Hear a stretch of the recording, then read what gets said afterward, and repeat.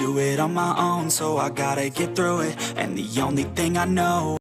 So hello, what's up mga boss, isa na naman bagong video tutorial yung ituturo ko sa inyo kung saan i-share ko sa inyo kung paano nga ba mag-recover ng Facebook account. Okay, so kung ang issue ng Facebook account mo ay na-block, na-hack, na-disable, na ano pa yan, kahit ano, basta nagkaroon ka ng problema sa Facebook account mo para sa itong video na to. Okay, so sa mga nagtatanong, ito na gagawin na natin. Ang dami kasing nag-request nito, ang daming nagko-comment about sa pag-recover ng Facebook account.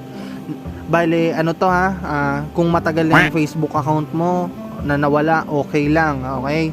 So wala ng Gmail, wala ng number, okay lang, okay? Kung magtatanong ka uli, kung walang Gmail, walang number, okay lang, kahit wala na yon, hindi importante yon. Okay, so i-recover natin yan kahit wala ka ng Gmail and number. Okay, so malinaw tayo doon. Bale, ang una nating gagawin ay mag-i-intro muna tayo, syempre. So kung hindi ka pa nakasubscribe sa ating YouTube channel, mag-subscribe ka na din. I-like mo tong video na to pag nakatulong sa'yo, okay? Kasi malaking tulong yun para sa channel ko pagka nilalike mo yung mga videos ko, then nagko-comment ka, tapos wag mo na rin i-skip yung mga ads na lalabas kasi sobrang laking tulong nun para sa akin. Ano na lang, parang pasasalamat nyo na lang yun, okay? So ayan, bago natin simulan tong video na to, alam mo na yan, intro muna tayo. Winter time, all the time, ooh, yeah. Look at the way that I move, swag, disrespectful and I'm rude, okay. I had cocaine in the school.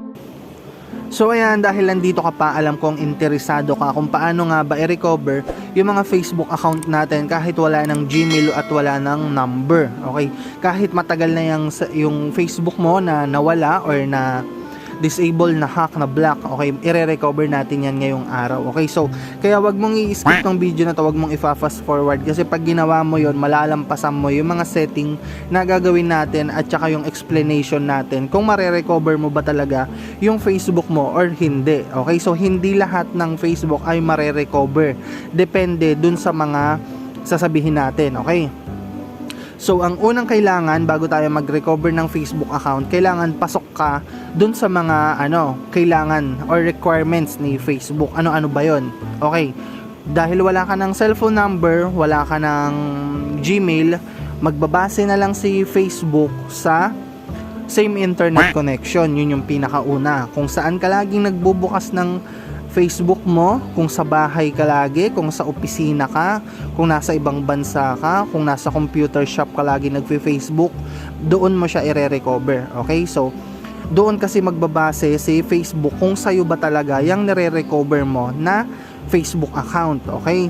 Pangalawa, kailangan same na cellphone. Okay? Cellphone na gamit mo. Hindi pwedeng sa cellphone ka lagi Facebook, then sa laptop ka magre-recover. Kung lagi kang sa laptop nag-Facebook, then sa cellphone ka nagre-recover, hindi pwede yon. Okay? Kung saan or kung ano yung ginagamit mo, yun yung gagamitin mo na pang-recover dito sa Facebook mo. Okay? Malinaw tayo doon. Pangatlo, kailangan hindi na rin pala kailangan ng valid ID dito. Okay? So kapag lahat yon pasok sa'yo, same internet connection, same location, same device na ginamit, okay?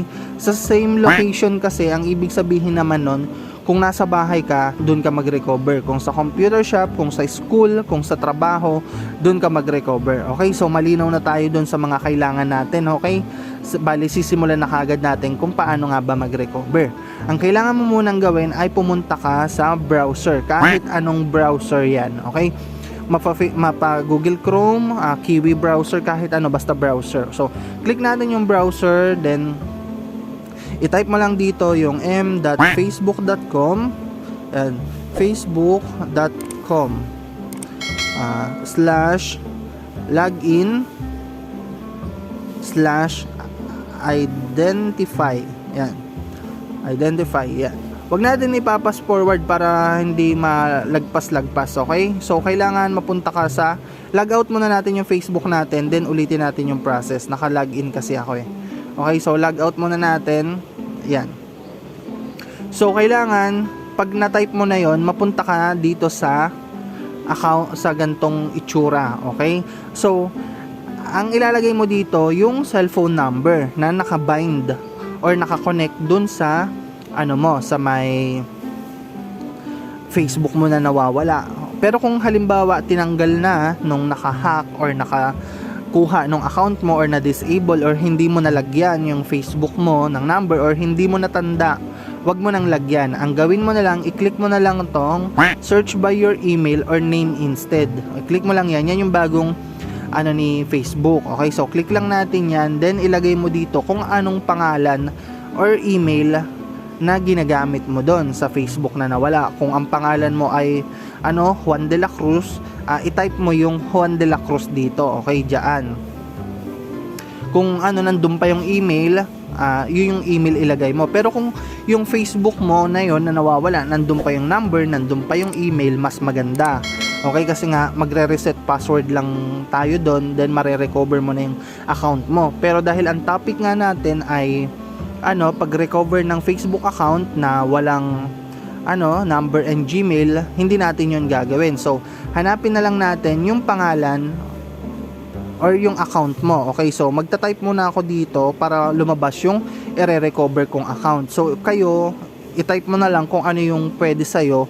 Okay, kung yung number, kung yung pangalan or yung Gmail. Okay, then click mo lang yung search. Sa akin kasi number na lang ilalagay ko para mas madali para sa akin. So, click mo lang yung search.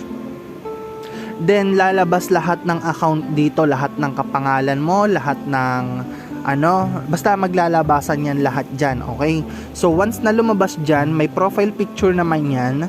So alam mo kung sino yung account dyan na i-recover mo.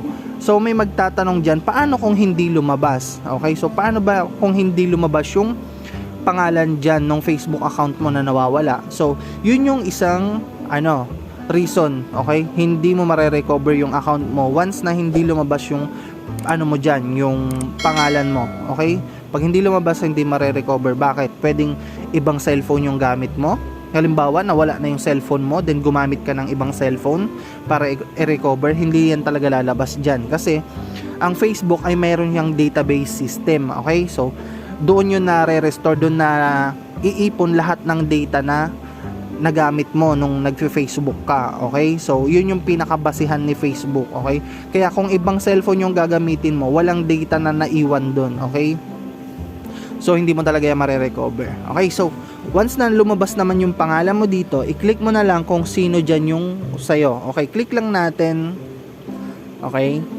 Then, ito yung lalabas. Siyempre, ito na yung pangalan mo na i-recover mo. Then, password, login, try another way. So, hindi na nga natin alam kung ano yung password. Kasi nga, di ba, na-hack, na-block, na-disable, pinalitan yung password. So, hindi mo na alam, di ba? So, ang i-click mo, itong try another way. So, may lalabas na option na ganito.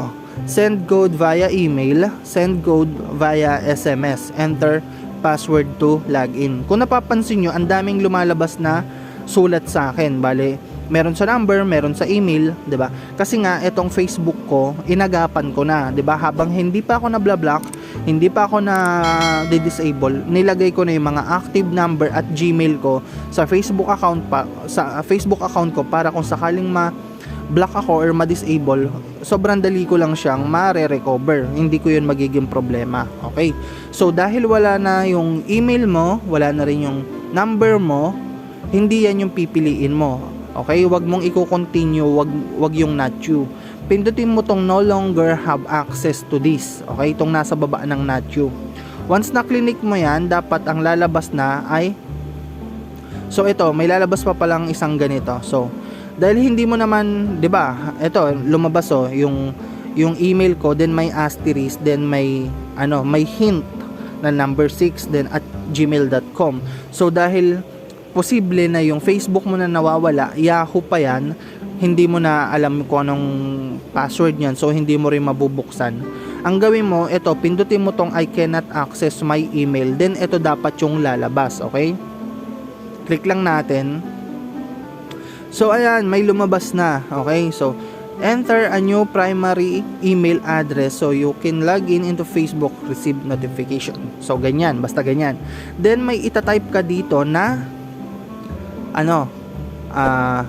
bagong email address, confirm Gmail address. So, ang kailangan ditong Gmail address, yung bago.